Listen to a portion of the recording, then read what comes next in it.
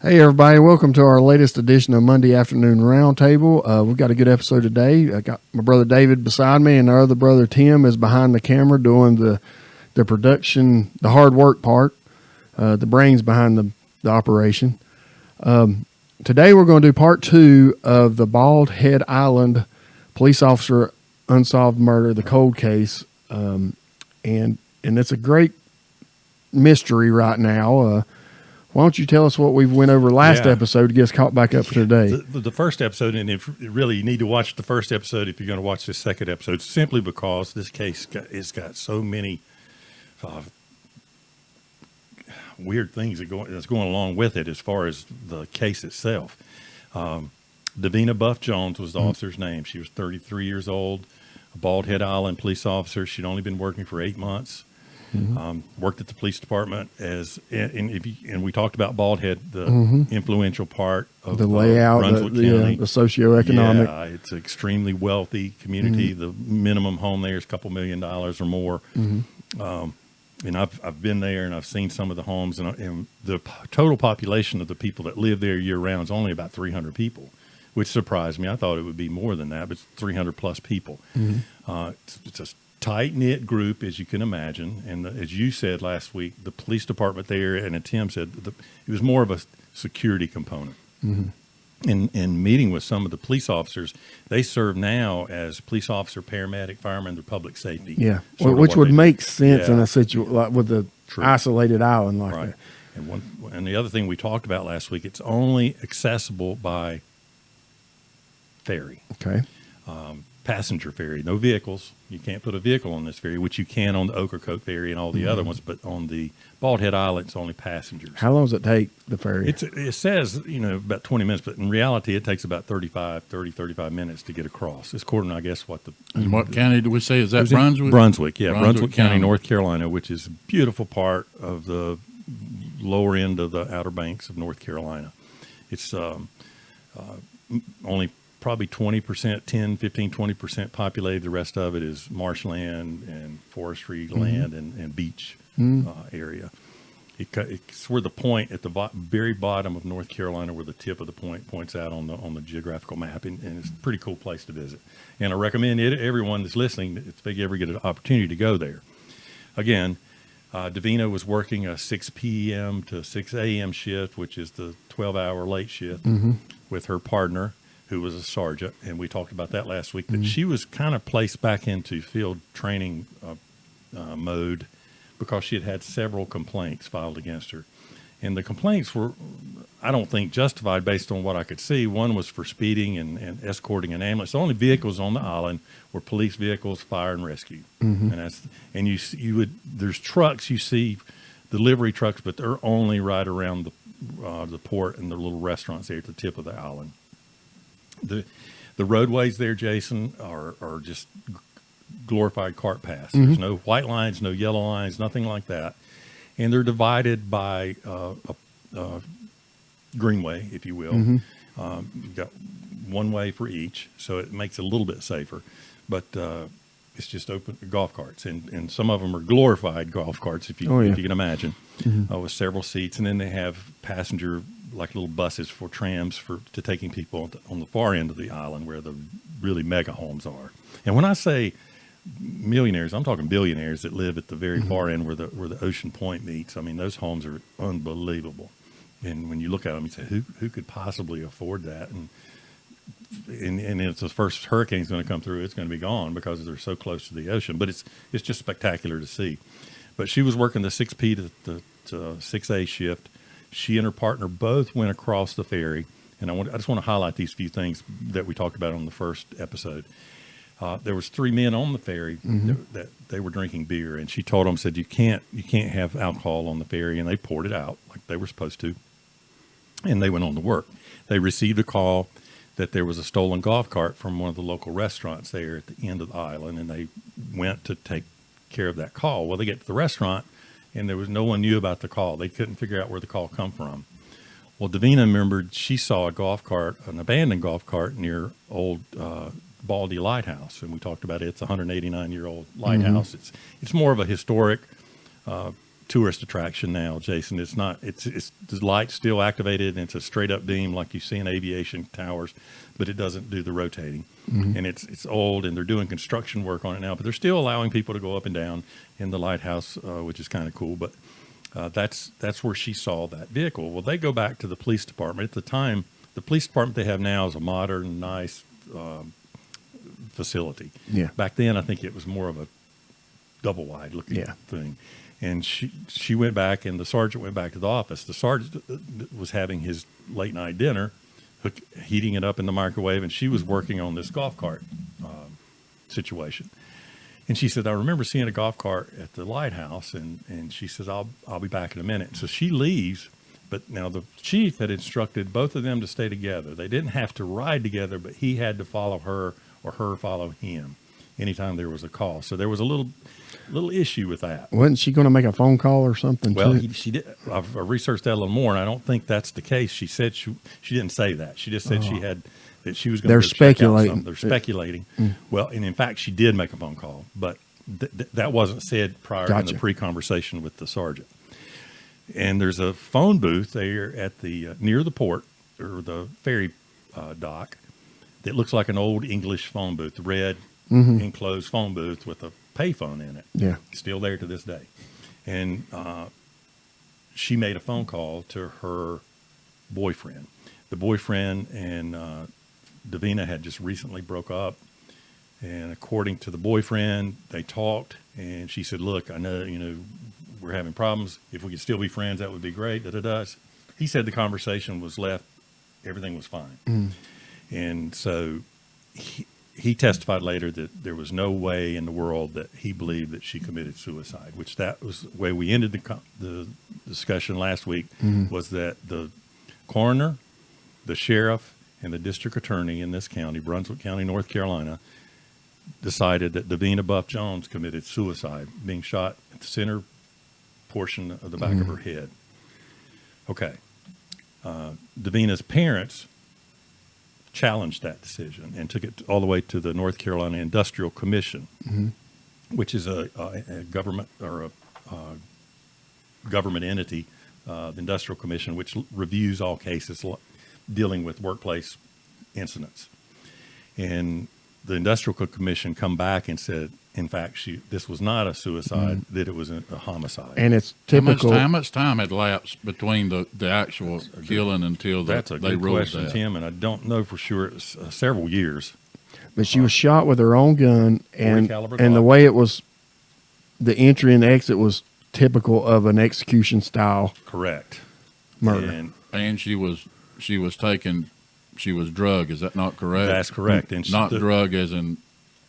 Drug as in moved from her point body A to was B. drug across. At the time, it was kind of a gravel area there. Now it's paved. There's sidewalks. It's really neat, and nice looking. But back in that time, in 1999, I think there was a lot of gravel there, and it was an indication from the sergeant when he arrived on the scene. He finds her. He didn't see her at first. He runs up to the truck she was driving. I called it an Explorer last week. It was a Ford Ranger pickup. Okay.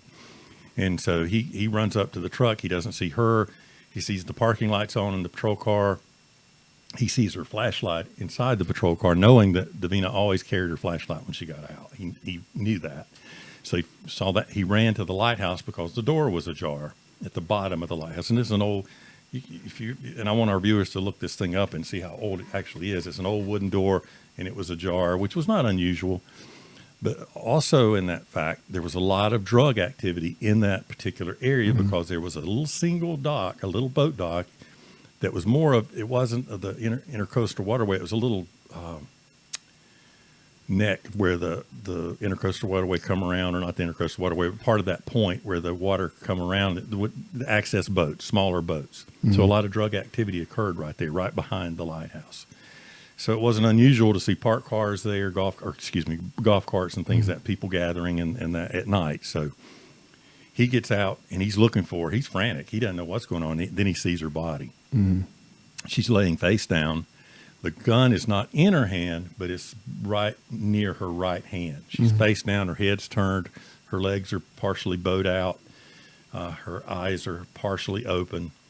And she's got scuff marks on her right knee where the gravel scraped her right knee. Okay, she's wearing bicycle gloves with the fingers exposed, and we talked about that. That's not unusual, especially people with small hands that, working in police work. Okay, the sergeant gets there. He's frantic because he doesn't know if there's a shooter still out there, a sniper or whatever. So he's trying to control the scene. He calls the paramedics. 911 calls paramedics. Paramedics get there. Well, one of the paramedics that arrives, Davina had filed a sexual harassment complaint on prior to this incident. The fire chief, for whatever reason, well, let me back up. The sergeant, and I understand why he did this. He moved the gun for a safety. He said, "Okay, I'm trying to control this scene. Stay safe." Assuming myself. it's still hot. He moved the gun, and he's like trying to keep everything under control. Well, the fire department gets there. Well, then, we were talking, and Tim talked about last week, the city manager was contacted. All these people get there. The chief was contacted. She's on injury leave. She gets there. Of course, all these people have to take the ferry over, most of them, because they don't live on the island itself. And when the chief gets to the ferry, she meets Sheriff Hewitt, Ron Hewitt, who is the sheriff at the time in 1999, Brunswick County. And he's saying that the crime scene had been disturbed, that several different things were happening there. And so the chief gets over there and she tells him, "You make this crime scene bigger. You make it all the way down to where the dock is, stretch everything out, keep everything just as it is." They had already moved her body. Yeah. They moved it to the dock where the ferry was and exposed her body to the passerbyers that were getting on the ferry, could see her laying on the gurney. And the only thing I can see there, maybe they weren't 100% she was deceased, but it was pretty much obvious. And she made them move her body into an office there because she kind of took control once she got there. Now she was on injury leave. Just remember that. Okay. And we'll talk about her in another episode, but today's, I want to focus on, Sheriff Hewitt, Ron Hewitt, and he's going to be the focus of this episode. Okay. Long story short, they get Davina's body over to the, coroner, and the medical examiner gets there, the coroner gets to the scene, and he's doing all this drawing, and we've seen those on our murder cases, Tim, that we've worked where, it shows the bullet hole and the diagram of the body and where it goes. He's got it behind the ear. He's got everything screwed up, basically. And his reasoning for that in the Industrial Commission report is that he was tired, that people were rushing him to get things done. And the reason for the rush was there's going to be a wedding the next day. There's a chapel right beside the lighthouse. There's the chapel, the lighthouse, and the post office, and the Chamber of Commerce, something like that. It's all right there within that little block. It's all in that area. So that was going to be the focus of this wedding. And you can imagine being married on Bald Head Island, how much that's going to cost and how much people are spending for that wedding. Okay. Someone elected to bring the fire truck, hose the area off where the blood shows the drag marks that Tim was talking about, where her body was dragged prior to the sergeant getting there. She was killed instantly, and her body didn't automatically move from point A to point B. And everything was screwed up from the get-go with this crime scene, creating all kind of issues. As we talked about in episode 1, Davina had a history of a little bit of mental health as far as depression and things of that nature. But as Tim pointed out, obviously she did okay because she got through this law enforcement. They do an extensive background, physical, mental, and all the other things that go with being a law enforcement officer in North Carolina. She passed all those things. A little bit more history. Davina only weighed 90 pounds and 4'11", small frame. So an average size male could pick her up, even if she's dead, pick her up by the duty belt and the collar of her shirt and drag her if they had to. Easily.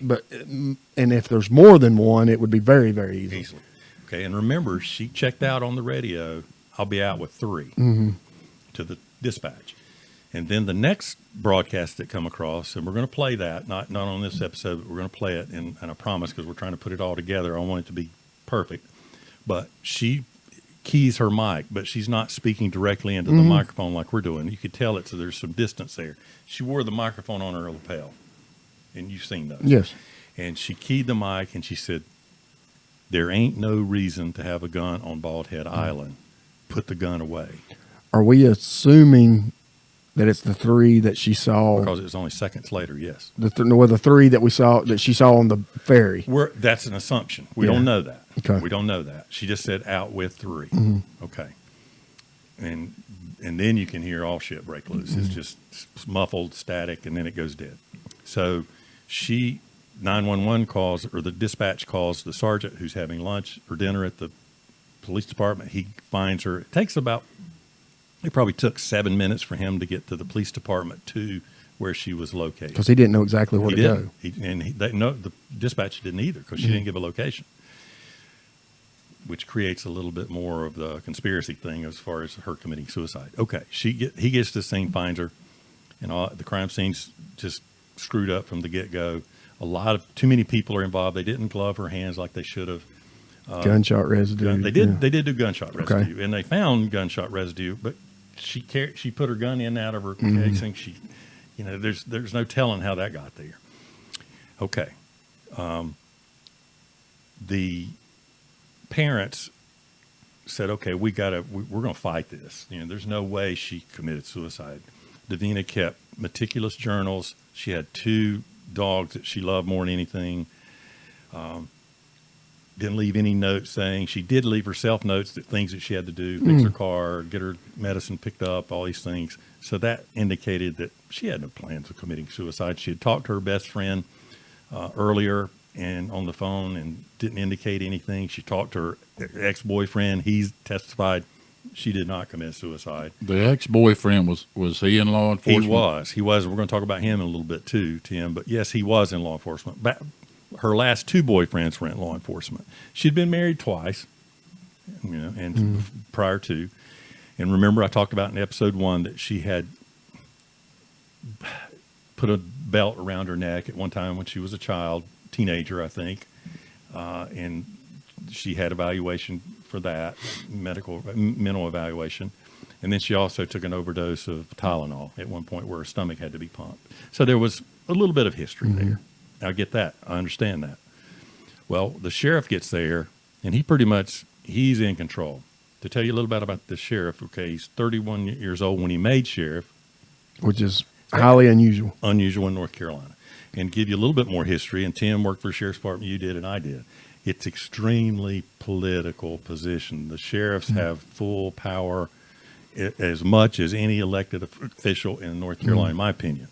And the Sheriff's Association is extremely strong and political. So it's the strongest lobbyist group in North Carolina. By far. By far. They get whatever they want when they want it. And pretty much if you don't have them on your side when you're trying to get a bill introduced or anything else, you're not going to get it. It's not going to go. There's a little bit of controversy in the Sheriff's Association between the D and R's, and sometimes. But they work together a lot of times. For the most time, they do. Yeah. And most of them are professional and do their job like they're supposed to. But you have these few that they try to be Rambo, or they try to be Buford Pusser or whatever his name was in Walking Tall.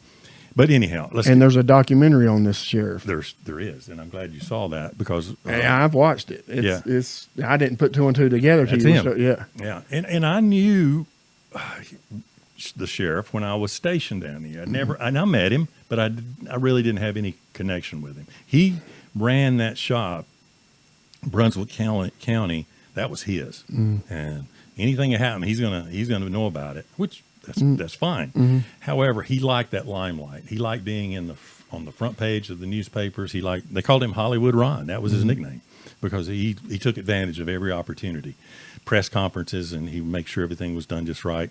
And I was looking at some of the lawsuits filed against his department, and he would intervene on everything going on. There were some issues with shootings, Fourth Amendment violations, and you name it, that went on. He was really a micromanager. And not only that is a problem, but it's a problem when you're micromanaging and you're doing the wrong thing. Correct. But backing up several years, when he was a deputy sheriff, he was the DARE officer. DARE officer, that's what. And won the National DARE Officer of the Year award, which is huge. And all the states recommend someone, and Sheriff Hewitt won it. He wasn't the sheriff then, but he was actively involved with the youth in the schools. He was always open and to help people, and everybody loved him. And from my time there, when I was first sergeant down east, I remember people talking about him because he was always on the news, and I remember that part of it. But everyone liked him. However, I think as time went on and his power became more and more and more, and his accessibility to information, all the other things that go along with transparency, corruption, and everything else, it just got too good for him, I think. Too good to him, and he just took advantage of it. But long story short, he was charged federally for firearms violations, conspiracy, I think sexual harassment. There were several different things. How long was all this after the murder? Several years. So he had a few terms in office, probably. Yes. And another individual that's a big player in this thing, and we're going to talk about him next episode, was the district attorney Rex Gore. And Rex was ultimately charged. And this feud went on between D.A. Gore and Sheriff Hewitt. They became had a pissing contest. Oh, big time, big time. Well, Sheriff Hewitt went to federal prison in Butner. Were they of the same party? Just curiosity, or I think they were. And I knew the DA was definitely a Democrat. And I'm not sure about Ron, but I'm back in that day, he probably had to be. During that time. Don't know for sure. I'm trying to check all that out now, but. I wanted to kind of stay away from the party thing, but it kind of presented itself in looking at their association. I think they were friends at one time, obviously. Because both of them decided that Davina's death was ruled a suicide. And as both of you will know, sometimes you go to these scenes and you start thinking, it's a suicide. It's a suicide. She talked about this. She did this when she was a kid. And some of the officers were talking.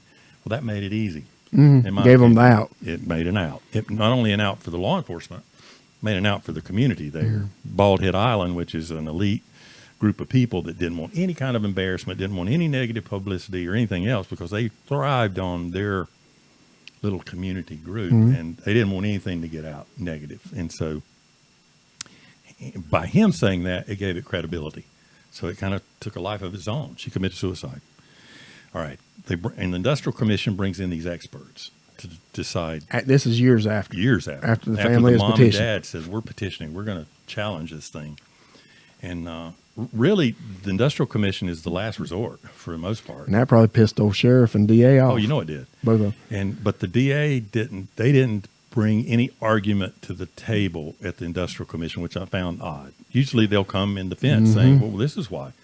Well, the sheriff did come and testify, and they said he says, well, I think she committed suicide, and they kind of drilled him a little bit, and he said, well, I just think that. He gave no definite reason for that. No evidence. And so they brought in experts, and an expert, I serve as a law enforcement expert, and you get what you pay for, and they'll make the decision based on what they think you want to hear sometimes. They brought in one expert, and she testified that the gun, that it was possible for her to do this, that she'd have to take the gun, point it at herself, put it behind her head, and pull the trigger. It's possible, but it's highly improbable. Well, the bullet casing should have gone to the left if she'd have done that. Well, the bullet casing went to the right, which kind of changed. But they can't prove that because all this stuff was moved. And matter of fact, the bullet casing was moved, and they put it back where they thought it was to take the photographs. And we've seen officers do that. We've seen officers, oh, God, here's this. And you say, oh, put it back. Oh, yeah, they put it back and then take a picture of it. Bullshit. They messed up. Okay, so the commission ruled, no, this is a homicide. So the case has been reopened.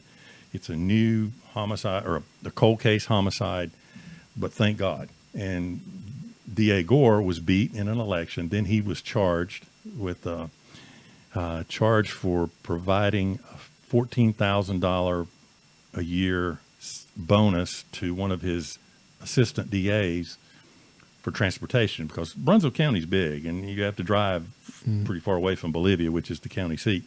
And she supposedly had extra mileage, so he gave her an extra $14,000 bonus every year.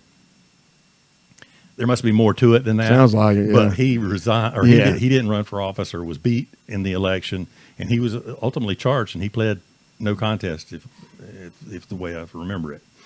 He was charged and convicted for the most part. And so he was no longer in office. Well, the new DA come in. new sheriff, they've reopened the case and it's still ongoing. I don't know how active it is. Don't know how much has been done. That's where I want to continue to kind of figure out where this case is. I want to talk to some more people. But in talking about Sheriff Hewitt, his life was being on that front page of that newspaper or the front page of the Wilmington News. How far was Wilmington from? Not terribly far. But it was the TV market. Yes, that was the market in that area. And because there's not that much going on, they'll take whatever they can get. And they had a local reporter that kind of covered things. And I think, Jason, he's the one that did the series that you watched, the Sheriff series. I think he quit the job as a reporter, then started doing this producing on his own. And I guess you'd call it like a documentary now. Yeah, it's a documentary. It lasts about 90 minutes. I'm assuming it's on YouTube. I saw it on cable one day. It was on a documentary channel, and I said, "Oh, we need to watch it here." I haven't seen it. It's made as a documentary, but you can tell it's raw and it's propaganda. It's a political advertisement. Yeah, it is. But it was advertised as it's. You get behind the scenes where he's in the car and they're filming him and he's talking. He's taking over a situation that was like a barricaded subject, and then calling a family member, and then showing them raiding poker machines, and he's there on the scene. You know, it's kind of the sheriff. Yeah, the high sheriff, as they call him. Yeah, but he served 1 year at the Butner Federal Prison in Butner, North Carolina, and after his release, he wrote a letter to the newspaper saying, did I do wrong? Yes. Would I have done things differently? Yes. Okay. Sheriff Hewitt was charged again for some more charges dealing with his time in office, a conspiracy, sexual harassment, different things. That was another charge. Well, he was brought before a federal judge, and they decided that he needed to be in custody awaiting the first appearance or trial for whatever reasons. They put him in the Brunswick County Jail. His old he used to run, yeah. And it's a pretty big operation, the Brunswick County Jail is. And if our viewers wanted to look at it, all they have to do is Google Sheriff Ron Hewitt's death or Ron Hewitt's arrest in custody confrontation, and it'll show up. And they got a video.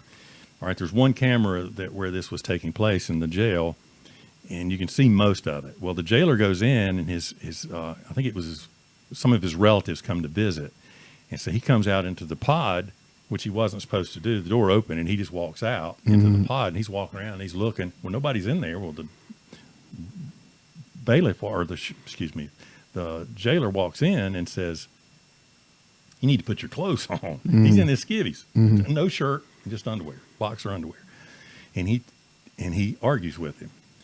So next thing you know, he attacks the deputy. The deputy was small, but the deputy stood his ground, and he's kind of facing off to him, and they're fighting. They're going at it. Well, they go off camera. They're fighting off camera. Well, the deputy pulls out his taser, and he hits him with one prong, and the other one doesn't go in all the way, so he's not getting a full charge. He got hit, and it stunned him, but it didn't knock him down. Well, here they go. They're fighting again, and so they go off camera. And the fight, it's pretty intensive, you can tell.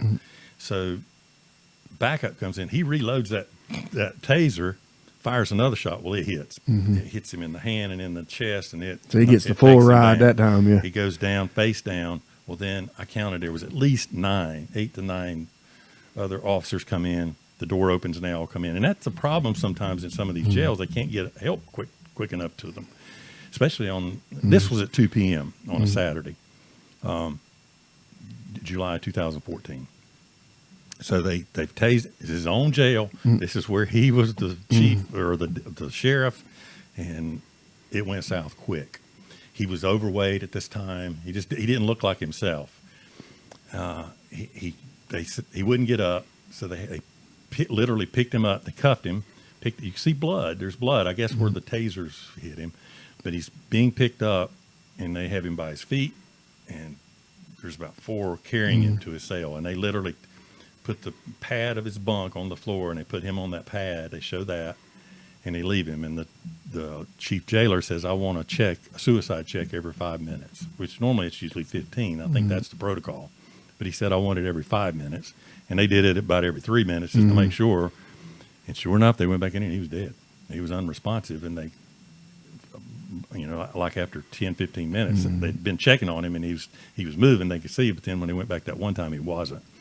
And so they started CPR. They did all the right protocols, and ultimately he died. So the coroner and the medical examiner said he died of basically a heart attack. Excited delirium, maybe something like that. That he was. That caused this but cardiac. they also related it to his alcohol abuse and the fact that he was taking Xanax and things of that nature, and which I found unusual. Okay. How long had he been in jail, in custody, when all this happened? Like only a day or two. So he still had stuff in his system. He'd been in prison. He'd already been in federal prison. This was his second round. But he had been out in between. Yes. So he was back drinking or taking the prescription. Okay, that's correct. Gotcha. That's I just want. And he was like, he was trying to, I think, to get back into society and be a better person based on the letter that he wrote to the newspaper.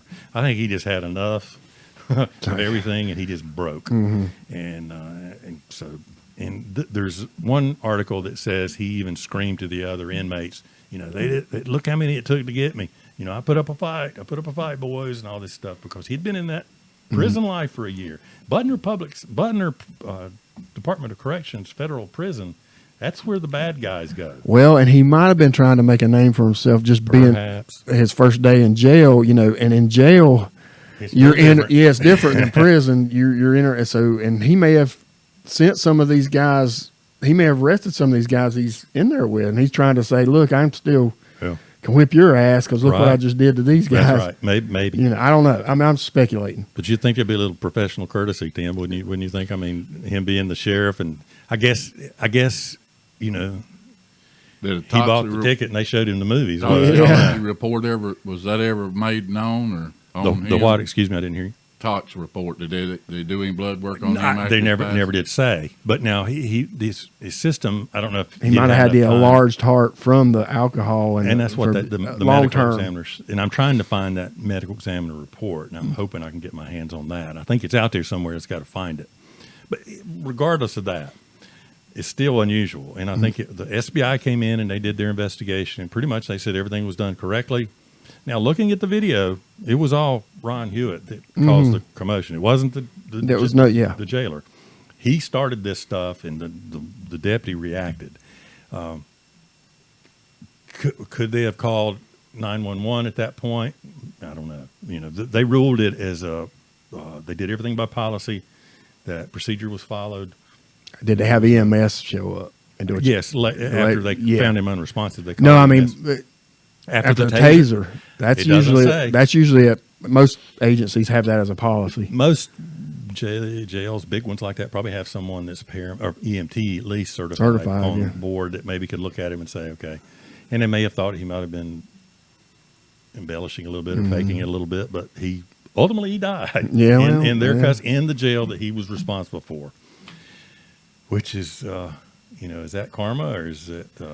And you may not know the answer to this. Did his family sue the jail after that? They have not, that I'm aware of. I haven't seen anything to that effect. Well, to me, that's just them saying, "Well, he brought this on himself." Right. If there was everything was in line. I think his wife had left him prior to when he was in prison or before. I think his personality changed. Everything changed about it. It fell apart, and it happens. Lord knows it happens.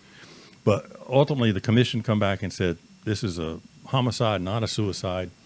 And I looked at there's one article out there, a student, Eugene M. Smith III, they call him Trey, at Pembroke, UNC Pembroke, used to be Pembroke College, now it's Pembroke University, UNC Pembroke, wrote an article. I think he was a criminal justice student there. He's in business administration. But he wrote a paper on this story. It's truly interesting, and he did a great job. He went back and talked to the parents and to the scene and different things, so that's a good article for the research. They talked to the sheriff after Hewitt left, the sheriff that took his place, and he talks about the death a little bit, and it goes into detail, some of the personal parts of Hewitt being a DARE officer and how he helped everyone, but a lot of officers turned against him. And Hewitt let that be known in his letter that he wrote to the Wilmington Star or whatever newspaper that was. That he wrote an article about how some of those deputies did a lot of things that they shouldn't have done while they were on patrol, and why was he targeted by all this investigation when all these other people were doing things. Yeah, but it was his. He's the That's sheriff. right, It all that's falls right. under him. But you can tell that there was a split in the department, and we've all seen that Mm-hmm. in local sheriff's department when the sheriff changes. But I want everyone to read the letter that he wrote, that Ron Hewitt wrote as the retired sheriff. He calls himself the retired sheriff. I guess they allowed him to retire. How many terms do you have to serve, Tim, in North Carolina to get a retirement? 3? 10 years. 10 years. So it's 2.5. 2.5. And he had that. So I'm assuming they allowed him to retire, which is a pretty good retirement for 10 years of work. And we know a lot of retired sheriffs, and we know and the job that they did and how difficult that job is. But when you have a community like this Brunswick County and all the socioeconomic differences they had in that county, Ron Hewitt played a big part in this case. And by him saying that this was a suicide in lieu of a homicide, it became a suicide. And it didn't get the attention that it deserved. And what I think is fascinating, her death anniversary was October 22nd, which today's the 24th, or today's 24th, so it was just 2 days ago. Yeah. And so That's my biggest problem with both series now, the part 1 and part 2. I still keep going back to the crime scene, and if you had a police officer that had been killed, you don't know the first 20 minutes, was it suicide, homicide? You don't know. But from what I'm hearing, you could lock that island down. easily. You could lock that island. Nobody's coming on it or off of it until I say so, and do a search. But it just sounds like to me that everybody was just, let's move on. Well, and you remember Police Work 101, and we've all been taught this. You treat every suspicious death as if it's a murder till you can prove otherwise. Correct. And there was a boat that entered, and I didn't even talk about this. I should have, and we'll talk about it in the next episode. But there was a boat that entered the dock without any lights, which is a big deal in that area. You just a big no because there's big vessels that come in now. They're big ones. The ferry's huge. It's probably 70 feet or more, 80, I guess. And so there was a small craft that came in without any lights. Which, why would they be doing that? They didn't want to be seen. So that was interesting. Drug runners. Yes, exactly what they were. What I'm thinking, this is my hypothesis so far. I think she was a hard charger. They don't have detectives, narcotics officers at that police department. I know the Brunswick County Sheriff's Office did. They do. Right. They do. So that's important. But this is what I think. I think the drug trafficking people in that community were using Bald Head Island as a location to do transactions because you've got the quote unquote security guard police at Bald Head Island. You don't have the hard charging whatever, narcotics guys from Brunswick. Let's use that location. We can go in under nightfall. She, being the hard charger, was developing a case and building something here and there. It sounds like, I'm just speculating. I'm with you. A hypothesis. And she Interrupted that. I think she had targeted times that she had figured out when they were suspicious activity, and she was using her police intuition that, hey, this might be drug dealing. Right. Is it not correct that her ex-boyfriend was a narcotics investigator? Yeah, and we're checking that out a little bit too. Yes, one of them was related to the sheriff. Which I can see this going 4 or 5 episodes. Yeah, and so and then Sheriff Hewitt's since deceased. The former police chief, she died at 54. Really? Yeah, we're going to talk about her next week. And she comes out of this thing, I think, without her, I think it would have been swept under the table. I don't think they would have listened directly to the parents. They would have said, oh, these are just distraught parents, about a child that lost her life due to suicide. That's where it's going to stop. But because the chief the chief at that time, and said, no, I think this was a homicide. And the crime scene was messed up from the get-go. There was a lot that was not done that should have been done.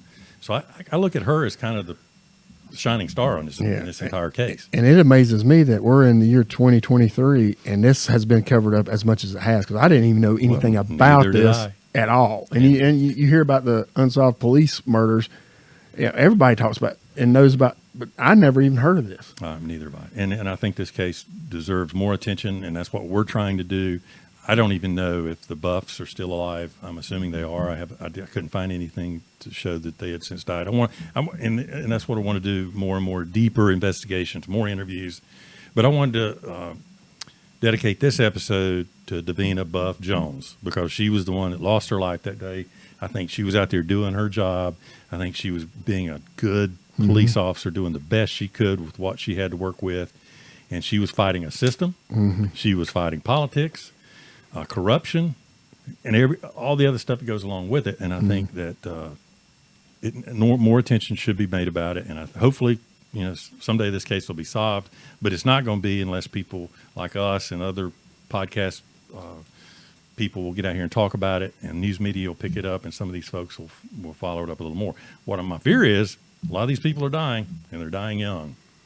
Hewitt, chief of police, different other people that were involved have since died. And so when those things happen, the case becomes even colder, as we talked about in many of our podcasts. But that's where I'm going to leave it today. Yeah, that's a good wrap up point. And we're gonna come back, and we're going next week, and we're going to talk about the chief a little bit more and some of the other players.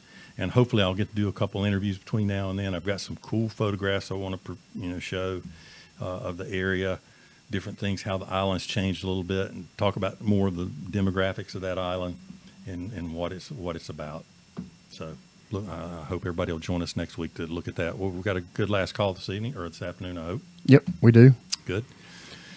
Anyhow, thanks for joining us, and I hope to see you next week. Sounds good.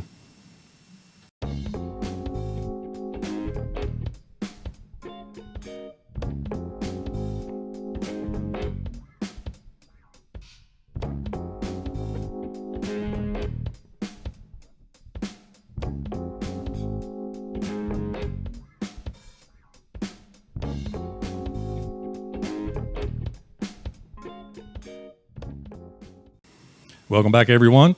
Monday afternoon roundtable. Yeah, the best part. Yep, last call. I'm gonna need a drink after that Me too. episode. That's crazy. And we want everybody to tune into that episode because it's important and it needs to be talked about. And I think it was a good one. And I think we'll have a series, like we said, at least 3. I think we're gonna have probably 4 or 5 of them on this case. I think so too, Jason. But anyhow, last call. We got something really nice. Tim brought in Maker's Mark wood finishing series, 2020 limited release. You ready? Yeah. 110.8 proof. Oh wow. That'll light you up. Kentucky straight bourbon whiskey barrel finished with 10 virgin oak stays. It's a dark, good looking color. Oh, it's beautiful.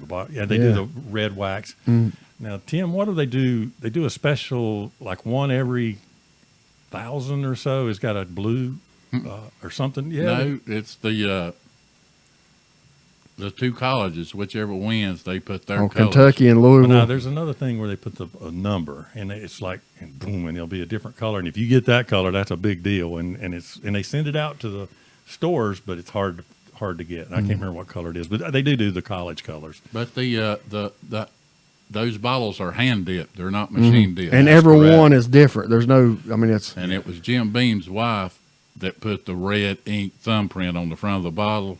That started out as that was her design. Yeah, then they went to dipping right there. Yeah, Cool. That is neat. A little bit about it. For the 2020 release, they set out to create an expression to showcase the vanilla and caramel taste notes in their signature blend. Maker's Mark result from a long-standing approach to seasoning their wood outside for a full year, which is longer than normal, I think. Let's see.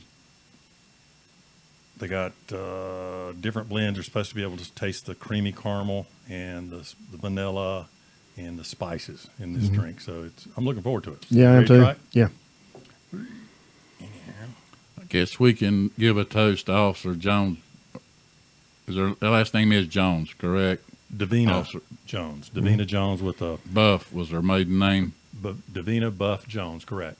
So we'll just this will be to her. With Bald Head Island Police Department, murdered in 1999, October 22nd, 1999 to be exact.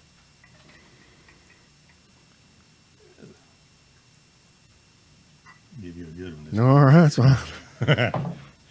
Thank you. Dark color. And It does. It's got a golden dark. I mean, it's beautiful. Tim's got his pour there behind the scenes. He's doing the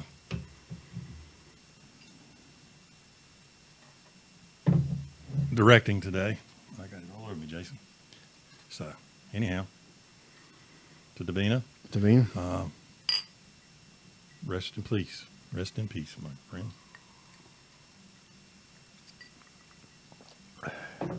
That's good. That's a real good. That's a drink right there. It's It's good. a hard Yeah. drink, but it's a good flavor. But it's not. It's got, like we talk about the bite. Yeah. You know, you got it on the front and the back, but you can taste all those flavors. The Yeah, the vanilla, bite doesn't caramel. doesn't override the taste at It all. doesn't. Not at all. This is good. But this will sneak up on you. You can't, Yeah. you know, have many of these.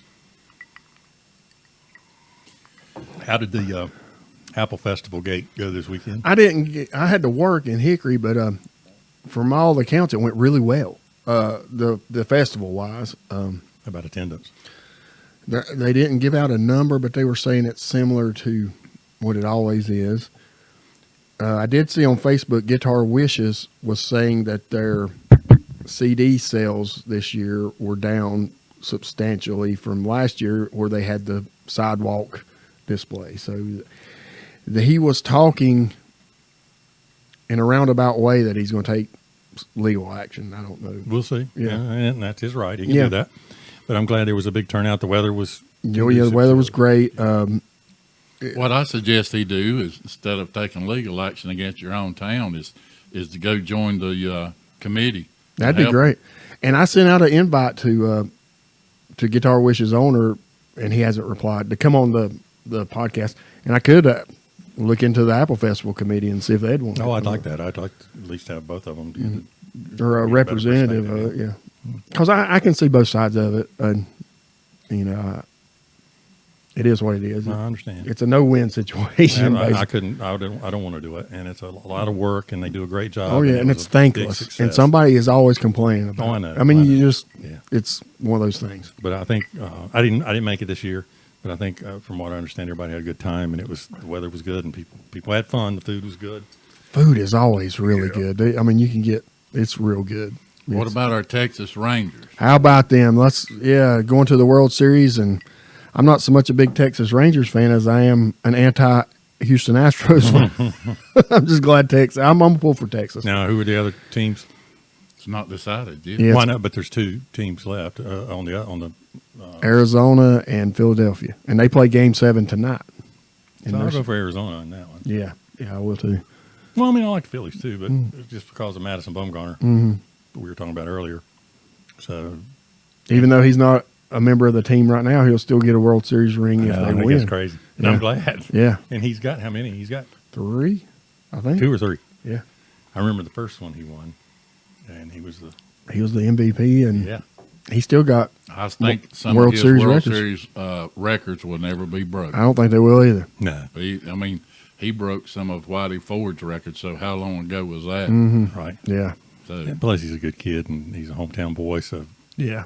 go for Madison. So anyhow, In other news, as we were speaking, there's in the Trump saga, whatever you want to call it, more lawyers are pleading guilty in this conspiracy case. They were doing that this morning as we were filming. well, and that's not good for the Trump team, but No. we'll see. The thing in Israel is getting more and more. More hostages have been released. I heard that. Yeah. And And they're delaying the occupation of the Gaza Strip temporarily to see if they can get more and more hostages released. right. And I understand there's a lot of controversy there, and it's going to get worse as far as here in the United States, the divide between Israel and Hamas and Palestinian. But the occupation it's been going on, and the Gaza Strip and all the other things. But Hamas is a terrorist state, and they infiltrated the citizens of the Palestinian state, and it's overcome The problem, with terrorists. yeah, the problem is, if you do research, Hamas does a big, super amount of funding in propaganda and community outreach. They're a terrorist organization first and foremost, but they do propaganda through community outreach, which they do kind of like the mafia did. Mm-hmm. You know, they go and try to make betterment in the neighborhoods, and they were voted in as the political party of power in the Palestinian state. Correct. So that's why they are Yeah. where they are. But they are a self-professed and documented terrorist organization. And they attacked Israel. Yeah, So, unprovoked. Unprovoked. And they're 100% at fault. I'm Yes. not, Right. you know, but it's just, But it's a fine line there, and there's a lot of innocent people. oh yeah, that have lost their the lives. vast majority of the Gazan or Palestinian people are not terrorists, and Correct. you know, and But they're are willing to, but that's the way all terrorist they play groups on that. work. They work off the population, Mm-hmm. of the people in the community. The And that's- shocking stat of Gaza is that 50% of their population is under 18 years of age. I know. Wow. And it's what, 2 million people or more Yep. in that one area. So And and now- it's small. It's And I read seen a stat last or not for last on the news. They said if you did the equivalency of the population of Israel compared to America to relate it to 9/11, because Israel is so much smaller in population, the total number of dead that were killed in the attack would have equaled 42,000 Americans dying on 9/11. That's how much percent. I mean, that's a big deal. If you Yes, it is. and they said they went door to door, slow and methodical, either kidnapped or killing. It didn't matter if it was old, young, man or woman, child, whatever. I mean, it was just brutal, brutal, brutal. yeah. Sad day. What do you think about Netanyahu? He's doing a good job handling. Well, a lot of them are saying No, he's no, the- give yeah, it. yeah. In the right now crisis, he's doing. But Best he can, I guess. Yeah, but he's getting a lot of blame from several Israeli citizens. They're saying he is part of the problem in that he wanted to divide the Palestinian nation, and the best way he thought that was to get Hamas into power, according to what some of the Israeli citizens are saying. That's exactly what they're saying. So And that's what he did. Yeah. And he wanted to divide them, thinking divide and conquer, but it gave them more power. I don't. And then Hezbollah, to the north, they're joining in and in Iran and all this. It's a mess. yeah. And that makes it a world problem. Yeah. And a conflict. So we'll just have to see on that. But anyhow. What about the college kids that are protesting? What do you think about that? Well, that's normal. I mean, that's going to happen. And it's their free right. Sure You it know, they showed one group, and this was at Harvard. You would think they're very intelligent, and they were waving the Italian flag instead of the Palestinian flag because it has the same colors, but it was missing It's the the. best they could get at the time. It so. might have been. That's how we can get. Yeah, Anybody got one? Yeah. it's the same colors. Nobody will know. So, they are similar. Yeah, I mean it's exactly. It said they just don't have that. Right. But I get it to an extent that they want to, it's fight the power no matter what, all that crap. You know when you're young, but they're just wrong on this one, I think. But I think the president and former president and different people have stood up and said, "Okay, Israel, we're supporting you." Oh yeah, but yeah. don't cross the line. Yeah. Don't overreact. But who are we to say that? We kind of overreacted to it one time. Oh yeah, So it's they just got to. Well, America fell for the weapons of mass destruction. Sure they we did. all remember that. Well, Yeah. and that's right. And Biden did go tell BB not to do the exact same mistake as we did, and which hopefully is a that'll good thing. But how can you tell a leader, well, don't go retaliate? But I found it interesting that Qatar is one of the negotiators. Yeah, they were the middleman in getting And they're getting things done. Done, yeah. But there's a lot of money there. Some of the released hostages were given statements that they were in a spider web. This is their quote: "Spider web network of tunnels where they're being held." And they said the Gaza Strip is full. 300 miles of tunnels Yeah. under Gaza. 300 miles. It's amazing. That's amazing.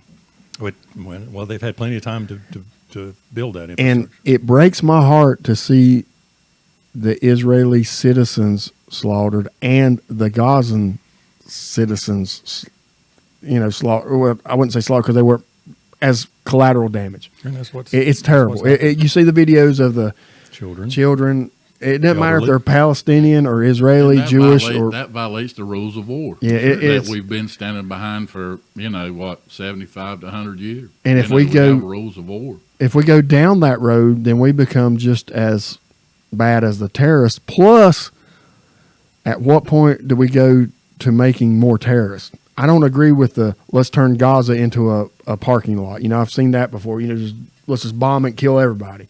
No. That's wrong. That's as wrong can be. Yeah. It's a saga, and we'll see what happens, and hopefully, cooler minds will prevail. And what I was seeing too, what they said take it for what it's worth. I heard it on the news, so take it for what it's worth. The Israeli Defense Force and the Mossad, which is the equivalent of the CIA, is basically one side, and Netanyahu and his groups are another side, and they're not viewpoints, which is odd that the military and the intelligence agency and the ruling leader. Well, that sort of happened under the Kennedy administration, didn't it, Tim, with the CIA a little bit? But they have different points of view on what should be done. Yeah, and I get that. And you've worked with the Israelis before, and they don't take. No, they're badasses. They're bad. Yeah, mama jambas. I mean, they don't play. Mm-mm. So it's just where we are and what's going on. But you boil it all down, it comes down to religion. Well, and yes, religion will be the death of us all. But read in the Bible, you can look at Abraham, Isaac, and Ishmael, Sarah, and I can't remember Abraham's servant that he had the child with Ishmael. This all goes back to that. All of this argument goes back to that, and that's in the book of. It's just crazy. I'm just saying, how far back this dispute over it, and in the Bible, both Isaac, the son of Abraham, and Ishmael, the son of Abraham, are both promised great nations through their lineage. Now, whether it's Israel that they're both granted is the argument. And think about this: you've got Christianity, Judaism, and Islam all are saying Jerusalem is their holy city. Mm-hmm. That's crazy. I mean, it's some like I'm saying, old school stuff right there.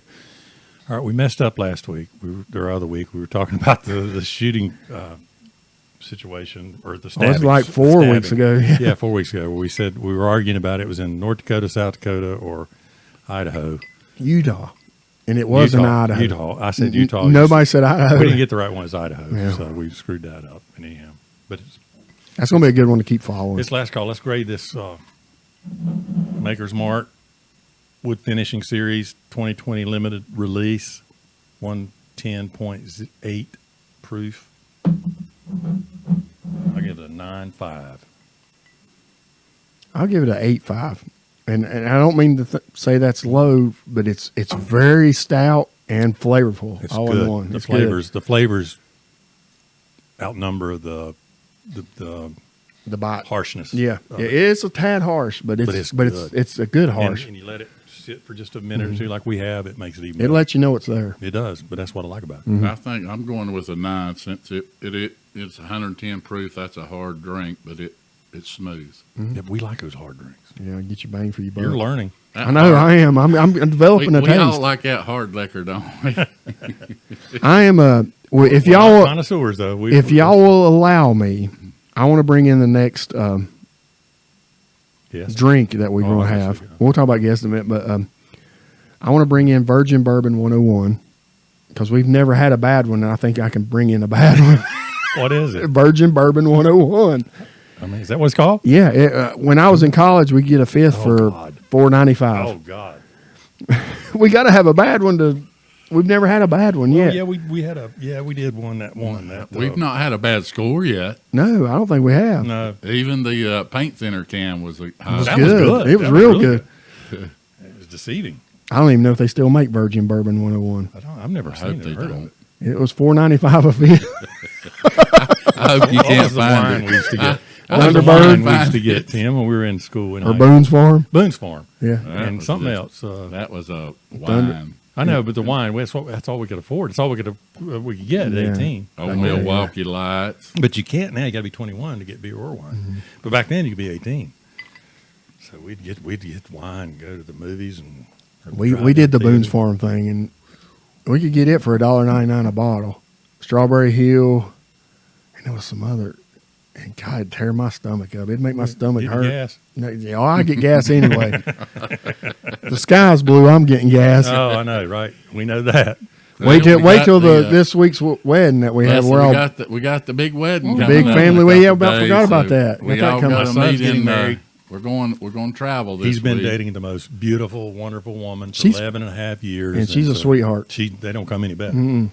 And so they're getting married this weekend, and we're all going. Is Garrett going, Tim? Yeah, Good. We're gonna have a I big can't time. pronounce I know. her last name. I can't either. Annalise B. Bahim. I say B. I just call her Annalise. She's Annalise. smart. She's pretty. She's loving. She's beautiful. She's well rounded as you can get. He's not going to find any Fun to be better. around. And so Always smiling. she's. Mhm. I Yeah, just, she I is. just love her. And before she said yes, she sent me a text and wanted to know if it was okay. Oh my goodness. She did. Yeah, you gonna make me get all teary eyed. Well, That that ain't just that broke my sweet. heart. Yeah. That's who she is. That's who she says. I want to be a part of the Munday family, but I need your approval. That's And I pretty said, By cool. all means. Well, she should have called me and Jason. She said, Well, say you can only make our family better. I mean, I know, because it's no, and our family's great. I'm not slamming on it, but it is great. and Brandon just we had such a good time that day. You didn't get to go with us when we went shooting. It was just we had the best time, and learned a lot from him. Oh, he's something. He's Oh, a yeah. marksman. But when we had his bachelor party, we all went to Georgia and Oh, yeah. we shot. I think we shot 2,000 rounds Mm. altogether. And the neighbors probably wanted to kill us there because where we were, they knew we were coming, and so we had tents set up and we let them know that we were coming. But we shot everything. Brandon's got his federal firearms license, so we had everything. Oh, yeah. That you could shoot, and I had a ball. But Brandon taught me so much on speed and accuracy. I was always focused on that center mass. When he taught me, speed's important too, Dad. Speed's important, and so he taught when he would hit that timer, and we would. But I practiced. But we had the best time, and then we didn't drink anything. Oh on yeah, the gun yeah, track. We didn't, yeah, and yeah. he made a rule. You couldn't drink till after we went back to the lodge, and then when we went to the lodge, we built a big fire and we had to sit around and talked about today. But we had a great time. So the wedding's going to be fun. Oh, I'm looking forward to it. The rehearsal dinner's going to be fun. So, they're going to open the mic up to anybody who wants to speak. So if either one of you want to speak, No, feel that could free. be dangerous. Not unless. All right, who's going to take care of Tim? I said that you would. No. No, I did. I said you would, but Garrett's going to be there, so I'm comfortable with Well, that. we need to give Garrett some money then to take care of I'll give all him of money. us. All of us. Not just Tim, all of Just us. give me the money. I'll make sure he gets it. Yeah. It's going to be a beautiful wedding. I'm excited. I'm proud of Brandon. I'm glad Annalise is coming into the Munday family. Yeah. So, anyhow, thanks for joining us. Go out and buy some Maker's Mark Wood Finishing Series 2020 limited release is excellent. We gave it a high score. And join us next week because we're going to do episode 3, On this series. Bald Head Island, Yeah. police officer murder, and it's going to get even better. Oh yeah. Even better. Also, next week we got a special guest coming in, don't we, Jason? Oh, that's right. We got to and this might be another episode we might do in between the Bald Head Island series, or we might save it. We might record it and put it after. We'll play it by ear. But I got Micah Sturgis. He's a former Cleveland County detective who's now a private Yeah, investigator, I'm and looking forward to he's an expert at a court. He's expert through the court as far as getting evidence off computers and cell phones. Which is difficult. Yes, and he is very good. He's very smart, very articulate. He'll be fun to have on here. But I got him coming in next week to do the recording. If y'all want to be here, that'd be great. Oh, I do. I want to hear him. Yeah, he's good. He's sharp. Good. I'm looking forward to that. That'd be good. I got a guest that I want to bring on. She's a local minister, and she deals with the homeless population, those that are kind of left behind, Yeah, and the communities that. Let's see. How can I word this? That group that sometimes the public doesn't want anything to do with. She comes in and preaches the gospel with them and helps them bring and accepts them as who they are, what they are. It doesn't matter who you are. And I want to bring her on, and she's really good. And so She local? yeah, she is. that'd be great. She is, but it's going to be down the road a little bit, but I want to bring her on, and she's going to be a guest too. The homeless, mentally ill, addiction, personalities, incarcerated people, those are the people that LGBTQ, are all those. that group. Yeah, any kind of people like that are always overlooked when you're doing witnessing for God or providing services or, and anybody that's involved in prison ministry or jail ministry is that our cousin Rich does that. Oh, does he? Yeah, and he got that. I didn't. Brenda did that when she was alive. Our aunt, his mother, did that, and Rich followed up on that. And Rich is very active in prison ministry. Well, I did not know that. He didn't talk about that. No, but he does that. He's a Well, I'd like to bring him on. yeah. We can do that, and Rich did a great job. That was a good episode. Yeah, it was. And it's one of our way episodes last year. So but prisoners and homeless people, they're people too. God loves their souls just as much as He loves ours. yep, and he loves everybody. Anyhow, That's right. Thanks for joining us. Hope you come in next week. We got a good episode. So thanks for joining us. Thanks.